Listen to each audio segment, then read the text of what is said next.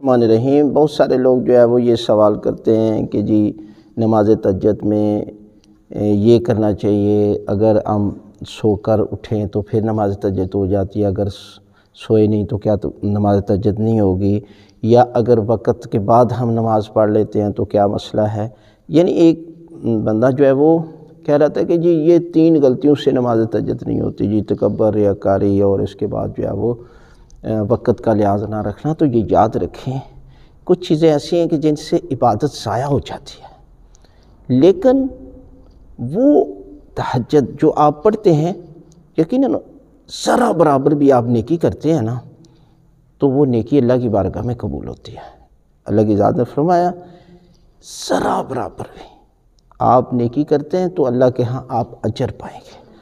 لہٰذا نماز تہجد تو اب آسان ہوگی، یعنی آپ نماز عشاء کے بعد اور اذان فجر سے پہلے یہ ٹائم ہے نماز تہجد، کسی وقت بھی آپ پڑھ سکتے ہیں۔ بہت بڑا اجر ہے، بہت بڑا ثواب ہے۔ یہ نفلی نماز ہے، مستحب نماز ہے، لیکن اس کی قضا بھی آپ کر سکتے ہیں۔ لہٰذا بہترین ٹائمنگ اذان فجر سے پہلے، اور آپ شروع کریں 11 سے نہ شروع کریں، 1 سے شروع کریں۔ نماز وتر پڑھیں، روزانہ پڑھیں، صرف سادہ سے 1 رکعت نماز وتر پڑھتا ہوں، یہ پڑھتی ہوں قربتاً اللہ۔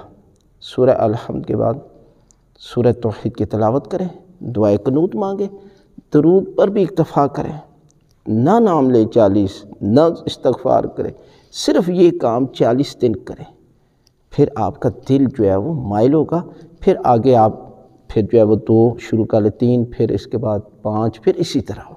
یعنی جس طرح بچوں کو کسی چیز کا عادی بنایا جاتا ہے، تو پھر ان کو سٹیپ بائی سٹیپ، یعنی تھوڑا تھوڑا کر کے جو ہے وہ آپ جو ہے وہ 1 سے 11 کی طرف جائیں، 11 سے 1 کی طرف نہ آئیں۔